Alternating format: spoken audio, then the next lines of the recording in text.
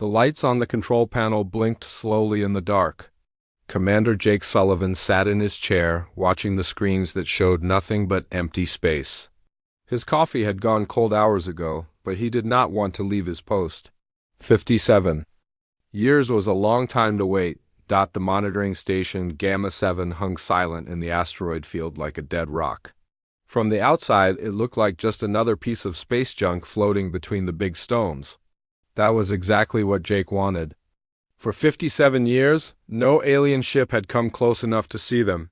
For 57 years, they had been ghosts. Lisa Park walked into the control room, her boots making soft sounds on the metal floor.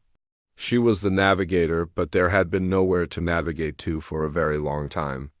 She handed Jake a fresh cup of coffee and sat down at her station. "Any word from the other stations today?" she asked. Jake shook his head. "Radio silence, just like always. Tony thinks Station Delta 3 might have problems with their power core, but we cannot risk sending a message to check." Lisa nodded. She understood. They all understood. The moment they broke radio silence, the moment they sent any signal into space, the aliens would find them. And then it would all be over. The war had ended 57 years ago.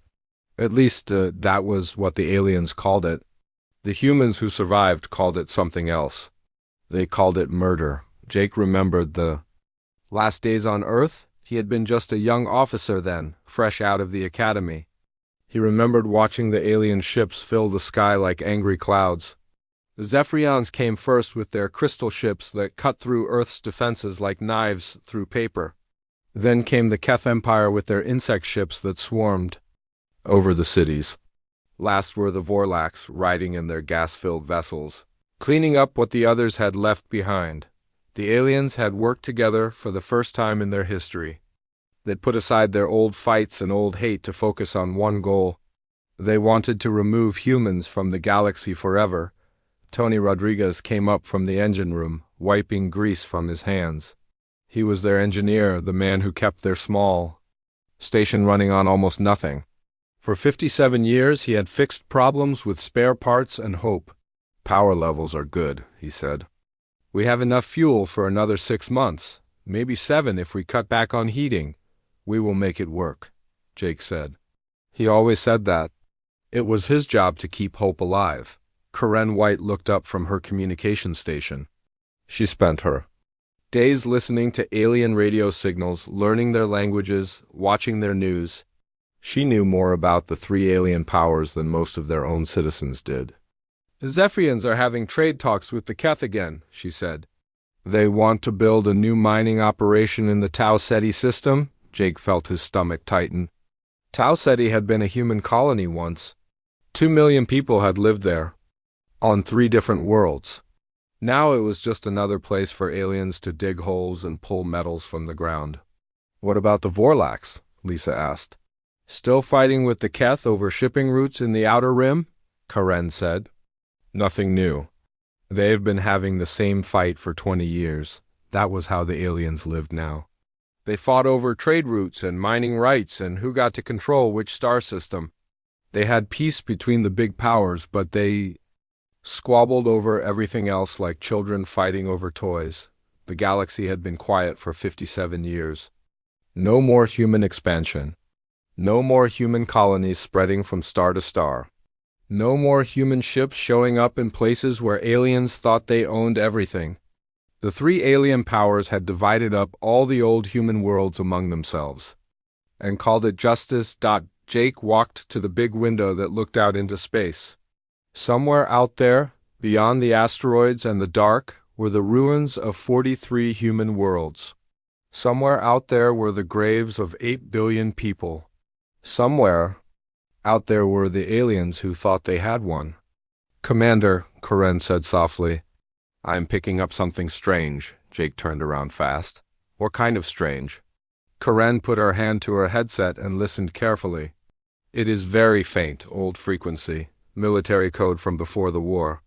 The room went silent. Nobody moved. Nobody breathed. "Are you sure?" Jake asked. Karen nodded slowly. "It is definitely human." "But that is impossible. All the military frequencies went dark 57 years ago. Jake felt his heart start to beat faster. For 57 years they had waited. For 57 years they had hoped. For 57 years they had believed that somewhere out there other humans had survived. Can you trace it? He asked. Working on it, Karen said. Her fingers moved quickly over her controls. It is coming from the direction of the Vega system. Very weak signal. Whoever sent it is either very far away or trying very hard not to be noticed. Lisa stood up from her chair. What do we do? Jake looked around the room at his crew. These 12 people had been his family for 57 years. They had shared everything. Food, hope, fear, dreams of going home to worlds that no longer existed. They had trusted him to keep them alive and hidden. Now he had to make the hardest choice of his life. We listen, he said finally. We listen very carefully. And we wait to see if anyone else heard what we just heard. Outside the station, the asteroids spun slowly in their ancient dance. The aliens thought the galaxy belonged to them now. They thought all the humans were dead and gone. They were about to learn how wrong they were. Lieutenant Amy Carter had been staring at the same screen for 6 hours. Her eyes hurt and her back was stiff, but she could not stop watching. The signal had come again 3 times in the past week. Each time it was different, but each time it was definitely human. The hidden base on Titan 7 was bigger than Jake's monitoring station, but just as carefully hidden. 200 people lived inside the moon's ice caves, breathing recycled air and eating food grown in underground gardens. Amy had been born here 28 years ago. She had never seen a real sun or breathed real air, but she knew the stories. Everyone knew the stories. Any luck breaking the code? Asked Dr. Sam Brooks, the base commander. He was an old man now, but he had been young when the war ended. He remembered Earth. Getting closer, Amy said. It is definitely military encryption, but it is newer than anything we have in our computers. Someone has been improving the old codes. That was the most exciting part. If humans somewhere had been working on new codes, it meant they had been doing more than just hiding. It meant they had been growing. Captain Ben Morris stood at the edge of the communications room, listening to everything. His ship, the USS Liberty, was docked in the hidden bay below them. It was one of 7 ships that had escaped the final battle at Earth. For 57 years, it had been their lifeline to the outside galaxy. How many other bases have picked up these signals? He asked. 5 so far, Dr. Brooks said. Station Alpha 2 near Proxima, the mining outpost at Vol 359, and 2 mobile units in the outer rim. Everyone is hearing something. Ben felt his pulse quicken. The Liberty was fast and quiet. It could slip between star systems without being seen. If there really were other humans out there, he could find them. I want to investigate, he said. Dr. Brooks shook his head. Too dangerous. We have stayed hidden for 57 years. We do not risk everything on signals that might be alien tricks. What if they are not tricks? Ben asked. What if there are thousands of humans out there waiting for contact? The argument had been going on for days. Half the base wanted to reach out. The other half wanted to stay hidden. Amy understood both sides, but she was young. She wanted to know what was really happening out there in the dark. Got it, she said suddenly. Both men turned to look at her screen. The code was simple once she found the key. The message was short but clear. Phoenix 1 to all units. Phase preparation begins in 30 days. Acknowledge if able. The room went completely silent. Phoenix 1, Dr. Brooks whispered. That was Admiral Peterson's call sign. But he died at Earth with the rest of the fleet. Maybe someone else is using his codes, Ben said. Or maybe ... Maybe what? Amy asked. Ben looked at the message again. Maybe Peterson made it out? Maybe a lot of people made it out. Dr. Brooks sat down heavily in his chair. For 57 years he had commanded this base with one rule: stay hidden, stay alive.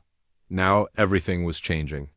If we respond to this message, they will know where we are, he said. They already know, Amy said, pointing at her screen. Look at the signal pattern. This message was sent directly to known human frequencies. Whoever sent it knows we exist. Ben walked closer to the screen. Can you trace where it came from? Amy worked at her controls for several minutes. The signal bounced off 3 different relay points, but the original source was... She stopped and checked her readings again. That cannot be right. What?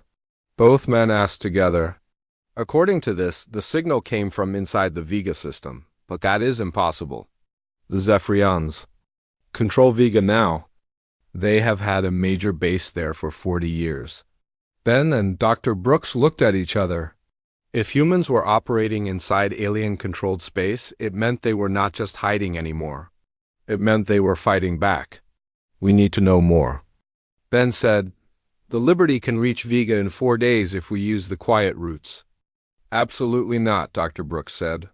"If you get caught, they will trace you back here.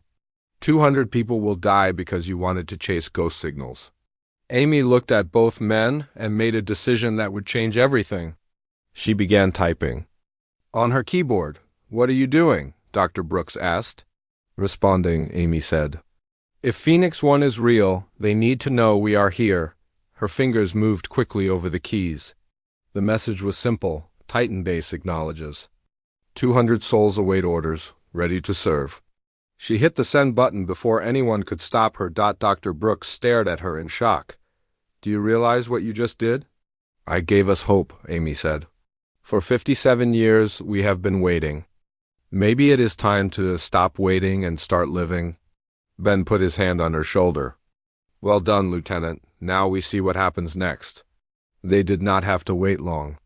20 minutes later, Amy's screen lit up with a new message. This one was longer and came with something they had not seen in 57 years. Coordinates. For a meeting, the message ended with words that made Amy's heart race. "Welcome back to the war. Time to take our galaxy home." Ben looked at Dr. Brooks. "The Liberty launches in 2 hours. We are going to that meeting." This time, the old doctor did not argue. After 57 years of hiding, humanity was stirring again. And somewhere out there in the dark, their enemies were about to learn that reports of human extinction had been greatly exaggerated. Admiral Rick Barnes stood on the bridge of the USS Defiance and watched the stars through the main window. His ship was huge, bigger than anything humans had built before the war. But the aliens did not know it existed. For 30 years it had been hiding in the dark space between solar systems, moving slowly from place to place like a sleeping giant. The bridge was busy with activity. Officers moved between stations, checking reports and sending messages to other ships. After 57 years of silence, the human fleet was finally waking up. "Status report," Rick said to his second-in-command, Colonel Nancy Price. 43. "Ships have checked in so far," Nancy said, reading from her tablet. "The USS Phoenix, the USS Revenge, the USS Hope, and all the others. Every ship we thought was lost is still out there." Rick nodded. It was better than he had dared to hope. When the war ended, he thought maybe a dozen ships had escaped. Now he knew the truth. Hundreds of human vessels had slipped away in the final days, carrying thousands of people to safety in the dark. "What about the ground stations?" he asked. 67 bases have responded," Nancy said. "Hidden colonies, mining operations, research stations. We have nearly 50,000 people scattered across the galaxy." 50,000? Rick remembered when humans had numbered in the billions, but 50,000 was enough. 50,000 people who had spent 57 years learning and growing and preparing for this moment. "Begin Phase 1, Rick said. Nancy smiled. She had been waiting her whole life to hear those words. "Yes, sir, sending the signal now." Across the galaxy, hidden bases received the same message at the same time. The waiting was over. The time for hiding was finished. Operation Homecoming had begun. On the prison world of Kepler 438b, 5,000 humans lived in work camps under alien guards. They had been there for 57 years, digging metals from the ground and building machines for their Keth masters. The aliens thought they were broken. Defeated people who had forgotten how to fight. The aliens were wrong. Dr. Frank Lopez was 83 years old and had been a prisoner since the day the war ended. But he was also a former military engineer who had spent 57 years studying his captors. He knew every weakness in their security system. He knew every blind spot in their patrol routes. Most importantly, he knew exactly when the shift change happened every night. The rescue signal came at midnight. Dr. Lopez smiled and pressed a hidden button under his workbench. All around the camp, lights went out. Emergency systems failed. Guard towers went dark. In the confusion that followed, shadows moved through the compound like ghosts. Colonel Nancy Price led the assault team herself. Her soldiers moved fast and quiet, using weapons the aliens had never seen before. The Keth guards fell without even understanding what was happening. Their insect bodies could not react fast enough to the new human technology. "All prisoners, this is Colonel Price of the Human Liberation Force," Nancy said over the camp speakers. "Stay calm and move to the main assembly area. You are going home." Dr. Lopez felt tears on his cheeks as he saw human soldiers in real uniforms for the first time in 57 years. These were not the desperate refugees who had fled Earth. These were professional warriors with advanced equipment and perfect training. "How many ships do you have?" he asked Nancy as prisoners gathered around them. "Enough," Nancy said. "We are taking everyone. No one gets left behind this time." As the transport ships landed, Dr. Lopez shared what he had learned during his long captivity. The Keth were strong but slow to think. The Zephyrians were smart but relied too much on their crystal technology. The Vorlax were tricky, but their gas-filled ships had weak spots that could be exploited. "We know," Nancy said. "We have been watching them for 57 years. We know everything about them now." Meanwhile, 3 major alien installations died in the same night. The Zephyrian outpost at Alpha Centauri simply vanished in a flash of light. The Keth Manufacturing Center at Volf 359 exploded from the inside out. The Vorlak trading station at Proxima was there one moment and gone the next. Leaving only empty space and confused radio signals, each attack was perfect. No alien ships escaped to report what they had seen. No distress signals got through. The attacks looked like accidents, equipment failures, or natural disasters. But they were not accidents. They were announcements. Admiral Zekthara of the Zephyrian Council called an emergency meeting with the other alien leaders. Her crystal form shimmered with worry as she spoke to the holographic images of Hive Queen Visek and Gassearch Molten Wind. 3 major installations in one night, she said. This cannot be coincidence. Our security reports show no sign of attack. Hive Queen Visek buzzed. All evidence suggests system failures. 3 system failures on the same night? Gassearch Molten Wind's voice was like wind through metal pipes. Impossible. Someone is targeting us. Who? Zekthara asked. We have been at peace for 57 years. The humans are extinct. Who else would dare attack all 3 of our powers? At once? None of them wanted to say what they were all thinking, but the evidence was getting harder to ignore. The attacks were too precise, too coordinated, too advanced for pirates or rebels. Only one species had ever fought all 3 alien powers at the same time, only humans back on the USS Defiance. Admiral Rick Barnes watched the alien emergency broadcasts with satisfaction. Let them worry, let them wonder. For 57 years, humans had lived in fear. Now it was the aliens' turn. Phase 1 complete, Nancy reported. All targets eliminated. All prisoners rescued. No casualties on our side. Good, Rick said. Begin Phase 2. It is time to let them know we are here. He walked to the communication station and activated the galaxy-wide broadcast system. For the first time in 57 years, a human voice would speak to the entire galaxy. Attention all alien vessels and stations, Rick said, his voice calm and clear. This is Admiral Rick Barnes of the Human Dominion Fleet. You thought you had seen the last of us. You were wrong. We are back, and we remember everything you did to us. This is your only warning. Leave human space now, or face the consequences. The broadcast reached every corner of the galaxy in minutes. On 1,000 alien worlds, people stopped what they were doing and listened in shock. The impossible had happened. Humanity had returned from the dead, and they were not the same species that had fled 57 years ago. They were something new, something dangerous, something that had learned from their mistakes. The real war was about to begin.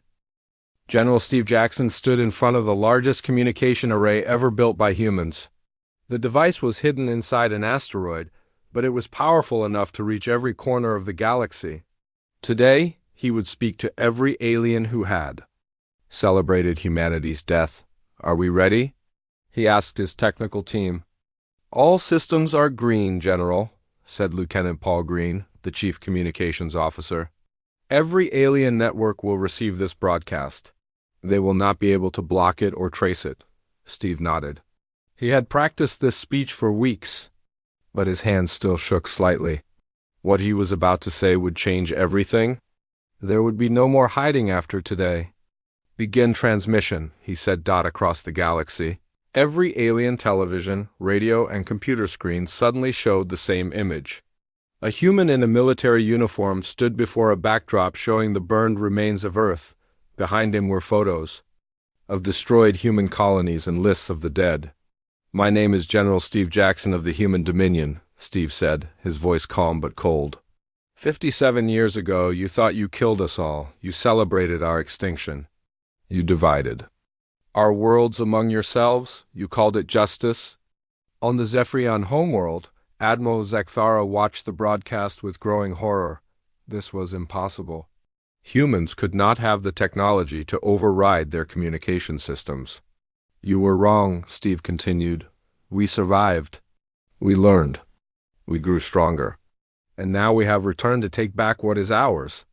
The broadcast showed new images. Human ships unlike anything the aliens had ever seen. Cities built inside asteroids. Weapons that made alien technology look like children's toys. "We have detailed records of every war crime you committed," Steve said. "Every civilian you murdered. Every world you burned. Every child you killed. We remember all of it." Hive Queen Visek's compound eyes flickered as she processed the broadcast. The human ships in the images were massive, sleek, and clearly advanced beyond anything her empire possessed. How had the humans advanced so far in secret? "But we are not like you," Steve said. "We do not murder civilians. We do not destroy worlds. For sport, we will give you one chance to surrender peacefully." The broadcast ended with coordinates and a simple message. "Send your surrender to these locations within 72 hours, or face the consequences." Emergency meetings began immediately on every alien homeworld. The three great powers had not worked together since the human war ended, but now they had no choice. Admiral Zekthara's crystal form shimmered as she spoke to the emergency council. "The human fleet in those images numbered at least 300 ships. We have maybe 200 in our entire navy." "Impossible," buzzed Hive Queen Visek. "We destroyed their shipyards. We destroyed their manufacturing. How could they build so many ships?" "They had 57 years," said Gassearch Molten Wind. "We were fools to assume they all died. We should have searched every asteroid, every dark corner of space." "It does not matter now," Zekthara said. "What matters is stopping them. I propose we combine our fleets. Together we still outnumber them. The Grand Alliance formed within hours." Every alien ship, every weapon, every soldier was mobilized for one final battle. They would meet the human threat at Vega Prime, the symbolic heart of their shared victory. Admiral Zekthara commanded the combined fleet from her flagship, the Crystal Spear. Beside her sailed Hive Queen Visek in the Swarm Mother and Gassearch. Molten Wind in the Stormbringer. Their combined fleet numbered over 600 ships. It was the largest force ever assembled in galactic history. Surely no human fleet can stand against this. Visek said over the communication link, "They were wrong, Captain." Lisa Morgan brought the human fleet out of hyperspace at exactly the time and place Steve Jackson had promised. What the aliens saw made their confidence crumble like sand. The human fleet was not just bigger than the images had shown, it was massive. Over 800 ships emerged from hyperspace in perfect formation. Each vessel was sleek and deadly, covered in armor that seemed to absorb light itself. "This is Captain Lisa Morgan of the Human Dominion Fleet," came the transmission. "You have chosen war over surrender. So be it. Admiral Roy Campbell, commanding the flagship USS Retribution, gave the order that ended the alien age of galactic dominance. All ships, you are free to engage. Show them what 57 years of preparation looks like. The battle began immediately, but it was not really a battle.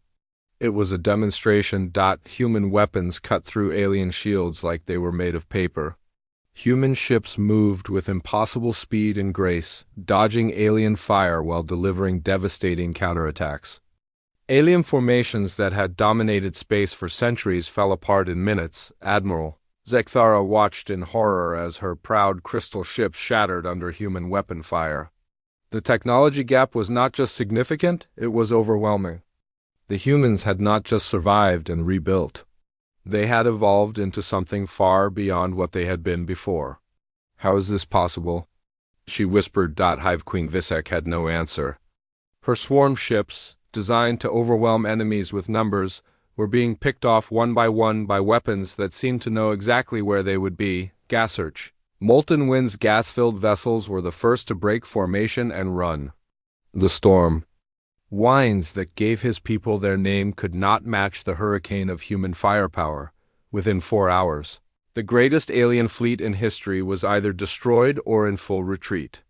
Admiral Roy Campbell accepted the surrender of the remaining alien commanders aboard the USS Retribution. You fought bravely, he told them, but this war was over before it began. You taught us that survival requires more than just being strong. It requires being smart, patient, and prepared. Admiral Zekthara's crystal form was dim with defeat. What do you want from us? Everything, Roy said simply. Your territories, your resources, your complete surrender. You tried to exterminate us. Now you will live under our rules. The age of alien rule was over. The human dominion now controlled the galaxy, and their former enemies had learned a terrible lesson. Sometimes when you try to destroy something completely, you only make it stronger. The humans had returned, and they had brought judgment with them. President Martha Lewis walked through the halls of the new government building on New Terra. The planet had once been the Zephyrian homeworld, but now it served as the capital of the human dominion. Through the large windows, she could see the construction crews working day and night to rebuild the city in human style. The war had been over for 6 months, but the real work was just beginning. Ruling a galaxy was much harder than conquering it. The morning reports, Madam President, said her aide, Lieutenant Commander Pete Walsh. He handed her a tablet with updates from across human space. Martha read quickly. Food production was up 20% on the former Keth worlds. The gas mining operations in Vorlich space were running smoothly under human management. Most importantly, there had been no major rebellions or uprisings anywhere in the Dominion. Any problems from the integration centers? She asked. Minor issues only, Pete said. Dr. Turner reports that most aliens are adapting well to the new system, Martha nodded. The integration centers were her idea, and she was proud of them. Unlike the aliens who had tried to exterminate humanity completely, the human dominion offered a different path. Aliens who proved their loyalty and usefulness could earn citizenship and protection. Those who refused were relocated to reservation worlds where they could live in peace. But without any power. Dr. Carl Turner ran the largest integration center on New Terra. He was a xenobiologist who had spent decades studying alien cultures. His job was to help useful aliens find their place in human society. How are the Zephyrian mathematicians working out? Martha asked as she toured his facility. Better than expected, Carl said. Their crystal-based calculation methods are helping. US designed faster computers. The engineering team thinks we can improve our ship navigation by 30%. They walked past a classroom where young Keth were learning human languages. The insect aliens were naturally good at detailed work, and many were finding jobs. In manufacturing and precision assembly, what about the Vorlax? Martha asked. The gas-breathing ones are perfect for deep space mining, Carl said. They can work in environments that would kill humans or the other species. We have 300 of them working the Outer Rim operations now. Martha was pleased. This was how it should be. Every species contributing their strengths to make the Dominion stronger. It was the opposite of what the aliens had tried to do. To humanity. In another part of the facility, former Admiral Zekthara worked as a technical consultant. Her crystal form was smaller now, dimmed by defeat, but her mind was still sharp. She helped human engineers understand Zephyrian technology so it could be improved and integrated into human systems. "Why do you help them?" asked a younger Zephyrian, who was still angry about their defeat. "Because they won," Zekthara said simply. "And because they are better rulers than we were. When we had power, we used it to destroy. When they have power, they use it to build." The young Zephyrian did not understand, but Zekthara had seen the difference. The humans could have killed every alien in the galaxy. They had the power to do it. Instead, they offered a chance to be useful, to contribute, to earn a place in their new order. On the military side, General Steve Jackson was busy with a different kind of integration. The best alien military officers were being trained to serve in the Dominion fleet, not as commanders but as specialists who understood their own species and could help maintain order. The Keth Hive leaders are natural at organizing large groups, he told Martha during their weekly meeting.